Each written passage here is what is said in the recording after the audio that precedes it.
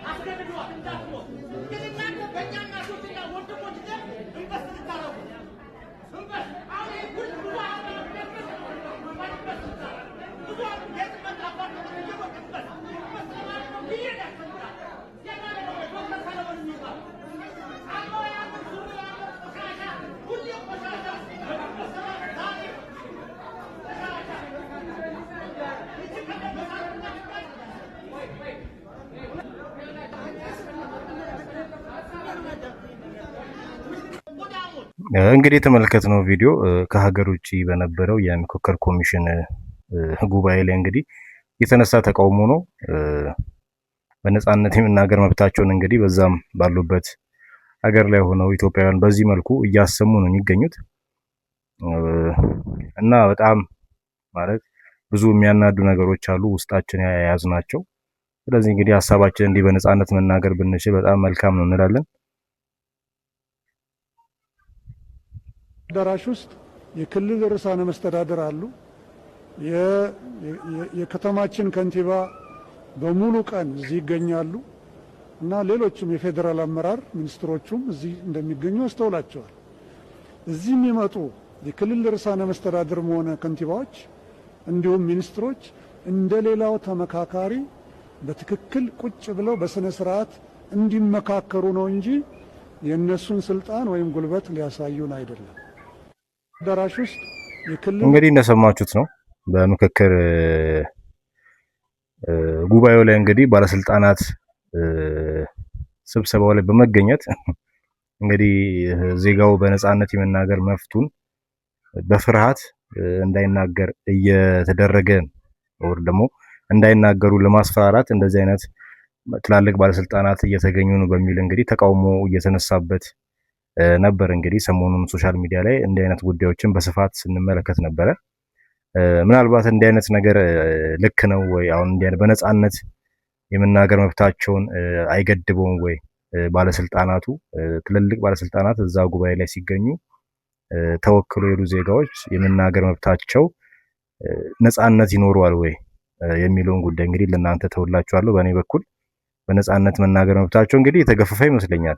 ከእሳቸው ንግግር እንደተረዳ ነው ፍርሃት ምናምን ነገር አለባቸው ማለት ነው። በዚህ አይነት እንደዛ እየተባለ እንግዲህ ሶሻል ሚዲያው ላይ በጣም ብዙ መረጃዎች እየወጡ ይገኛሉ ማለት ነው። አላችሁ እንግዲህ ሀገራዊ ምክክር ኮሚሽን ባቀደው መሰረት በእቅዳችን መሰረት ስራችን በሚገባ እየተካሄደ ነው። በጠበቅነው ልክ እየሄደ ነው። በአሁኑ ሰዓት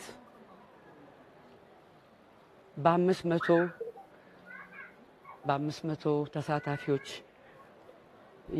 የተቋቋመው ቡድኖች በየቡድናቸው ሲመካከሩ ቆይተው ዛሬ አብዛኞቹ ተግባብተው በምክር ሀሳቦች ላይ ፊርማቸውን አውለው እየጨረሱ ነው። በዚህ ሂደት ውስጥ አለመግባባቶች፣ ግጭቶች አልነበሩም አይባልም። በመኖራቸው ምክንያት ግን ይሄ ምክክር አስፈላጊ መሆኑን የበለጠ አረጋግጠናል። እነዛ ግጭቶች ተፈተው ተደማምጠው ወደ አንድ የጋራ ሀሳብ አማካይ ሀሳብ ላይ ደርሰው በአብዛኞቹ ጉዳዮች ላይ ተስማምተው 8ቱም ቡድኖች ስራቸውን እያጠናቀቁ ነው።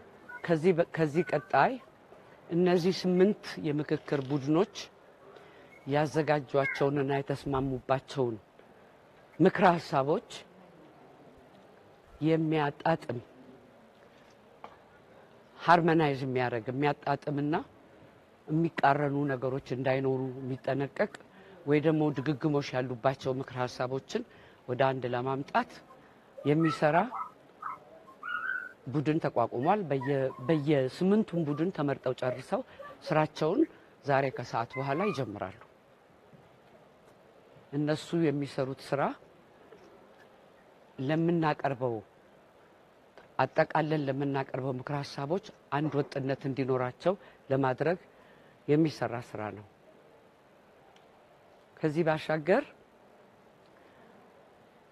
አንዳንድ ቅሬታ የሚያቀርቡ ግለሰቦችም ሆኑ ቡድኖች፣ የፖለቲካ ፓርቲዎች ያቀረቡትን ቅሬታዎች ባለን የቅሬታ አፈታት ስነ ስርዓት መሰረት ጉዳዩ እየተጠና ውሳኔ የምንሰጠው ይሆናል እና እየተቀበልንም ነው፣ እየመረመርንም ነው፣ ውሳኔም እየሰጠን እንሄዳለን ማለት ነው። ከዚህ ባሻገር የሚቀጥለው ምዕራፍ ይሄ ሁሉ የተደከመበት ለረጅም ጊዜ ሲደከምበት የቆየ ምክክር ውጤታማነቱን ለኢትዮጵያ ሕዝብ የምናበስር ይሆናል። በአብዛኛው ስራችን 3/4ኛው ስራችን እየተጠናቀቀ ነው። አመሰግናለሁ። እንግዲህ የምክክር ኮሚሽኑ ዛሬ የሰጠው አስቸኳይ መግለጫ ነው ማለት ነው። ምክክር ኮሚሽኑ ላልተወሰነ ጊዜ ተቋርጦ እንደነበር እንግዲህ ከብዙ ቦታዎች እየሰማን ነው። ይሄ የሆነበት ምክንያት በአዲስ አበባ ከተማ ጉዳይ ላይ እንግዲህ ከፍተኛ ተቃውሞ ገጥሞት እንደነበረ ማሳያ ነው። እንግዲህ አሁን ይሄ መግለጫ የተሰጠ ያለው ለተወሰነ ጊዜ ምክክሩ ቆሞ እንደነበረና አለመግባባት እንደነበረ እንግዲህ ይሄው እየገለጹልን ነው እሳቸው። ስለዚህ በአዲስ አበባ ጉዳይ ላይ እንግዲህ ከባድ የተባለ ተቃውሞ ተነስቷል። በመጨረሻም እንግዲህ ተስማምቷል የሚባል ነገር አለ። ምናልባት እስቲ በቀጣይ ቪዲዮ ካገኘን እሱን የምናየው ይሆናል። እንግዲህ ላልተወሰነ ጊዜ ምክክሩ ቆሞ እንደነበረ ከእሳቸው አንደበት እንግዲህ በግልጽ ሰምተነዋል ማለት ነው። አዲስ አበባ የኦሮሚያ አካል መሆን አለባት የሚል አቋም የያዙ የብልጽግና አመራሮች ከአቋማቸው ካልተመለሱ ከኃላፊነት እስከ መነሳት የሚደርስ እርምጃ ይወሰድባቸዋል የሚል ማስጠንቀቂያ እንደተሰጣቸው ተሰማ። ሀገራዊ የምክክር ጉባኤው እየተካሄደ ባለበት በዚህ ወቅት ገዢው ብልጽግና ፓርቲ አባላቱ በአዳማ ስብሰባ የተሰጣቸውን አቅጣጫ ብቻ ተከትለው እንዲንቀሳቀሱ ያሳሰበ ሲሆን በእረፍት ቀን ባደረገው ዝግ ስብሰባም አባላቱን አጥብቆ አስጠንቅቋል ተብሏል። በስብሰባው ከተነሱት ዋና ዋና ነጥቦች መካከል አዲስ አበባ የፌዴራል አካል ትሁን የሚለው የፓርቲው አቋም ተጠናክሮ ይቀጥል የተባለ ሲሆን የሰንደቅ ዓላማ ዓላማ የመደብ ቀለማትም ለድርድር እንደማይቀርቡና ውይይት ሲነሳም የብልጽግና አባላት ባለመስማማት ምክክሩን አቋርጠው እንዲወጡ አቅጣጫ ተሰጥቷል ተብሏል። ከዚህ በተጨማሪም ፓርቲው ፕሬዝዳንታዊ የመንግስት አስተዳደር ስርዓትን ምርጫው አድርጎ እንደሚጓዝ በስብሰባው ተገልጿል ተብሏል። ሐሳባችሁን በኮሜንት አጋሩ። ፎሎ በማድረግ ቤተሰብ ሆኑ። እንግዲህ የብልጽግና አባላት የተሰጣቸው ማስጠንቀቂያ አለ። እንግዲህ በዚሁ አዲስ አበባ ጉዳይ ላይ በጣም አዲስ አበባ ጉዳይ በጣም መነጋገሪያ ሆኗል። ህዝቡ ዘንድም ከፍተኛ ቅሬታን የፈጠረ ጉዳይ ነው። እንግዲህ አዲስ አበባ ኢትዮጵያ ዋና ከተማ እንደመሆኗ መጠን ለየትኛውም አካል ተላልፋ መስጠት የለባትም የሚል ሀሳቦች ከሁሉም ቦታ እየተነሱ እንደሚገኝ እንግዲህ በዚህ እየተመለከትን እንገኛለን። እሺ አመሰግናለሁ። እንግዲህ መቼም ሁለተኛ ስንገናኝ መሰለኝ። የምክክር ኮሚሽኑ በእውነት በመጥፎ ታይም ላይ ነው የተሾማችሁት። ህወሓት ስልጣን ላይ ተወግዶ አብይ ሲመጣ ቢሆን አትሊስት የሆነ ፍሬ ታፈሩ ነበር። አሁን ግን እንደኔ አሁን ግን ጦረኛ መንግስት ባለበት ሰዓት ላይ ፍሬ ታፈራላችሁ ብዬም አልገምትም እና የምክክር ኮሚሽኑ እኔ ብዙም ወደ ፍሬ ይሄዳል ብዬ አልገምትም። ምክንያቱም አሁን ሀገሪቱ በጦርነት ላይ እየታመሰች ነው ያለችው። የሌላ ሀገር ወራሪ እንደመጣ ሁሉ በአማራው ላይ ድሮን፣ ጄት፣ እግረኛ፣ መድፍ፣ ታንክ የሀገሪቱን ጦር ሰራዊት እንዳለ አማራ ክልል አስገብቶ እየጨፈጨፈ ባለበት ሰዓት ላይ የምክክር ኮሚሽኑ ኢፌክቲቭ ይሆናል ብዬ አልገምትም። ስለዚህ እኔ እንደኔ ምክር እንደው ይሄ ሰውዬ ምክንያቱም ጭንቅላቱ በጦርነት የተሰራ ነው አብይ አህመድ እና ቢያንስ ይሄን ሰውዬ እንደው ዞር ብሎ እንደው ሽግግር መንግስት የሚቋቋምበት ነገር ፕላትፎርም ብትፈልጉ አሳስባለሁ። ሌላው ምንድነው እንደምታዩት ህወሓት ስልጣን ላይ በነበረበት ሰዓት ላይ በትግራይ ስም ተመድቦ ያው የትግራይ መንግስት ተብሎ በትግራይ ህዝብ ላይ ነበር ጥላቻ ሲነዛ የነበረው። አሁንም ቢሆን ትንሽ የግሩፕ እንደምታዩት እነ ሽመልስ አብዲሳ እና አዳነች አበቤ እና አብይ የፖሊስ ኮሚሽነሩ አስር አለቃ ብርሃኑ ጁላ እነሱ ተጨማምረው የኦሮሞ ማህበረሰብ እያስጠሉ ነውና በተቻለ መጠን እንደው ከዘረኝነት ነፃ የሆነ መንግስት እንዲቋቋም አገሪቱ የምትፈልገው መንግስት እንዲቋቋም ብታሳስቡ። ይሄ ሰውዬ በምንም ነገር እስካለ ድረስ የምክክር ኮሚሽኑ ኤፌክቲቭ አይሆንም። ህዝብ እየተገደለ ነው ያለው። በኦሮሚያ ኦሮሞዎች እየሞቱ ነው ያሉት። በትግራይም ያዣበበው ጦርነት እያያችሁ ነው። አማራ እየተጨፈጨፈ ነው ያለው። እኔ እውነቱን ነው የምናገረው። ሰላም ቢሆን ደስ ይለኛል። ኦሮሞ፣ አማራ፣ ከምባታ፣ ሀዲያ አንድ ቢሆን ደስ ይለኛል። ግን ይሄ ሰውዬ ጭንቅላቱ ማይንዱ የሚሰራው በጦርነት ብቻ ነው የሚሰራው አብይ አህመድ። ስለዚህ በተቻለ መጠን እኔ በእውነት ታሳዝኑኛላችሁ። እዛ ያላችሁት ለኢትዮጵያ ብዙ ነገር መስራት የምትችሉ ሰዎች ናቸው። ስለዚህ በዚህ ሰዓት ወቅቱ አይመስለኝም ምክክር ኮሚሽን። በተቻለ መጠን እናንተ እንዲያውም ሄዳችሁ ስልጣን ልቀቅና የምክክር ኮሚሽን ስልጣን ለቀህ የሽግግር መንግስት አቋቁም ብትሉት የተሻለ ይመስለኛል። እኔ ይሄን ለመናገር እንትን አይደለም እና እንደው በእግዚአብሔር ስም ይሄን ሰውዬ ከስልጣን ገሸሽ አድርጉት። ለኦሮሞም አይጠቅምም። እውነቱን ንገራችሁ ለሁሉም ነገር አይጠቅምም። እኛ በአንድነት ነበር ስንታገል ነበር አሉ እዚህ የነበሩ የኦሮሞ ልጆች አሉ አብረን ስንታገል ነበር።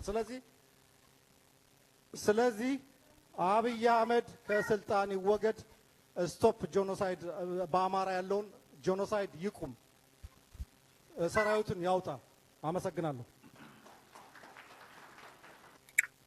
ይሄ ያው እንግዲህ እንደሰማችሁት ነው። ከፍተኛ ተቃውሞ የተነሳ ነው ከሀገር ውስጥም ከሀገር ውጭም።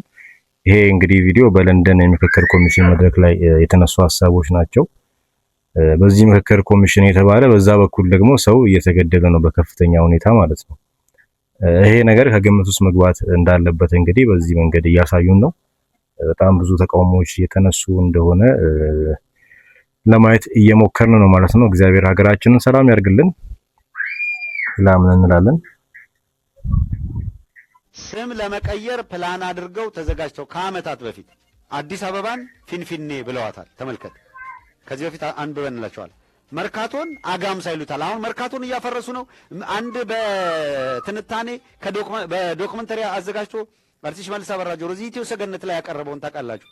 መርካቶን በሚመለከት ይኸው ለአጋምሳ ብለው መርካቶ ነው፣ ፒያሳ ብለው ቢርቢሳ ጎሮ። ይሄ የፒያሳ ስም የሚቀየርበት ነው። የተዘጋጁበት ይሄን ነው። ምክክር ኮሚሽን ብለው ይሄን ከተጋለጡ በኋላ ምክክር ኮሚሽን ብለው ይሄንን ሊያስቀይሩ የአዲስ አበባን ስምና አጠቃላይ የአካባቢ ስም 22 ማዞሪያን ሆዱ ቡርማ ምናምን ብለውታል። ዳለቲ ያሉት 4 ኪሎ ነው። ሲልካሊ ነው ምናምን ደግሞ ሳር ቤት፣ ባሮ ኮርማ፣ ጥቁር አንበሳ፣ ላጋ ሐሬ፣ ለጋሃርን፣ አርካንሳ ነው ምናምን መካኒሳ ምናምን ምንድን ነው ባካኒሳ ነው ባካኒሳ፣ ሁርፋ ራፊ ነው አውቶቡስ ተራ፣ ጉሊሊ በዳሶ ጉሊሊ በዳሶ ቄራ፣ ካፊ ሙዳ ደግሞ ልደታ ናት። አሁን ልደታንም የልደት ሰፈር ልጆች እኮ የልትሄዱ ስትል ካፊ ሙዳ ልትል ነው ማለት ነው። ሲያምር ይቀራል። እኔ አሁን ስዘረዝር አሉልም ሰዓትም የለም እና እንግዲህ በዚህ ሰበብ በምክክር ኮሚሽኑ ሰበብ አዲስ አበባ ልትቀየር ነው የተባለ ነው። መርካቶም ላይ እንግዲህ መርካቶ በከፊል እየፈረሰች እንደሆነ የሚያሳዩ ቪዲዮዎች ወጥተዋል። በቀጣይ ቪዲዮ ምን መለከተው ይሆናል እና ስሞች የሰፈር ስሞች እየተቀየሩ ነው የሚል መረጃም እንግዲህ እየወጣ እንደሆነ ተሰምቷል። እንግዲህ እንደዚህ አይነት ነገሮች አሉ በምክክር ኮሚሽን ውስጥ እና ምን እንደሚፈጠር እንግዲህ ከእግዚአብሔር ጋር አብረን ማየት ነው። ብዙ ቅሬታ የሚያስነሱ ጉዳዮች አሉ። ሀገራዊ ምክክሩ ላይ ሀሳባችን ድንቀይር ጫና እየተደረገበት ነው ሲሉ ተመካካሪዎች ተናገሩ። አመካካሪዎችና ምሁራን ተመካካሪዎች ሀሳብ እንዲቀይሩና ሂደቱ እንዲዘገይ ያልተገባ ተጽዕኖ እያሳደሩ መሆኑን ገልጸዋል። በተለይም የመንግስት ተወካዮች የራሳቸውን አቋም ለማንጸባረቅ መሞከራቸው ቅሬታን አስነስቷል። በቀረበው ቅሬታ መሰረት አመካካሪዎች ውይይት ከመምራት ተገደው ማይክ ብቻ እንዲያቀብሉ መደረጉም ተነግሯል። ኮሚሽኑ በበኩሉ የዘመሙ አካሄዶች ሲታዩ በጊዜውና በወቅቱ እርምት ይደረግባቸዋል ብሏል ሲል ሪፖርተር ነው የዘገበው። እናንተስ ምን ታስባላችሁ? የሀገራዊ ምክክር ሂደቱ በዚህ መንገድ ፍሬያማ ይሆናል ብላችሁ ታምናላችሁ? አስተያየታችሁን በኮሜንት ላይ አስቀምጡልኝ። ተጨማሪ መረጃ ፎሎ ማድረጋችሁ እንዳትዘነጉ። ሀገራዊ ምክክሩ ይሄ የፍንፍኔ ጉዳይ ምላሽ ካላገኘ መዘዙ ምን ይሆናል ብለህ ትገምታለህ? አገሪቷ ትፈርሳለች። ይሄ የፍንፍኔ ጉዳይ አሁን ዛሬ የመንግስት አፈናን ፈርተው ጥቅማችን ይቀርብናል ብለው በለሆሳስ የኦሮሞን ጉዳይ ሬ ነገር አደጋለሁ ምናምን እያሉ የሚያወሩት ሰዎች ከዛ የባሰ አደጋ ይገጥማቸዋል። ዝም ብለን አናይም። ሰራዊቱም ከጫካ በከተማው ላይ አደጋ ሊያደርስ ይችላል። ከአሁን ጀምሮ እንደዚህ አይነት ውይይቶች ተደርገዋል። ኦልሬዲ ሰራዊቱ በቀጥታ ከተማው ላይ ያነጣጠረ ጥቃትን ማድረግ አለበት። በተለይ ኮሚሽኑ ላይ ያነጣጠረ በግለሰብ ደረጃ የሚሆን በአባሎች ላይ እንደ ተቋም ያነጣጠረ እርምጃ እንዲወስድ ጥሪ ተላልፏል። ኦልሬዲ አክቹዋሊ ይሄ ይደረጋል። አንድ ዝም ብሎ የማይ ትውልድ የለም በዚህ ጉዳይ ላይ። የኦሮሞ ቄሮ፣ የኦሮሞ ወጣት፣ የኦሮሞ ህዝብ በአጠቃላይ ይነሳል። የኦሮሞ ፖለቲካ መሪዎች፣ የሲቪል ፖለቲካ የሚያራምዱት ማለት ነው፣ የኦሮሞ ልሂቃን፣ የኦሮሞ አክቲቪስቶች፣ የኦሮሞ ምሁራን ለህዝቡ ታላቅ ጥሪ እያስተላልፉ ነው። ምክንያቱም በእሳት ፊት በታንክ ፊት ቆመህ በሄሊኮፕተር ምናምን አይደል እንደ ቢሾፍቱ ላይ ያለቁት ልጆቻችን በዛ ፊት ቆሞ ፊንፊኔ የኦሮሞ ነች ያለ ወጣት ያልፈራ ዛሬ የአብይ አህመድ መንግስት በ10 ሺህ ቦታ በጦርነት የተያዘ መንግስት የኦሮሞን ህዝብ ደብድቦ መሬቱን ይነጥቃል ብለው የሚያስቡ ከሆነ አይ ቲንክ ተሳስተዋል። እንግዲህ ሀገራዊ ምክክርና መዘዞች ጉዳይ ላይ እንግዲህ እንደ አይነት የሚያስፈሩ ሀሳቦች እየወጡ ነው። ከተሳታፊዎችም ከዜጋውም ዘንድ እንደዚህ አይነት የሚያስፈሩ ስጋት የሚጭሩ ሀሳቦች እንግዲህ በከፊው እየተነሱ እንደሆነ እንግዲህ አንዱ ማሳያ ነው። ምክክር ኮሚሽን ማለት የብልጽግና የፕሮፓጋንዳ ተቋም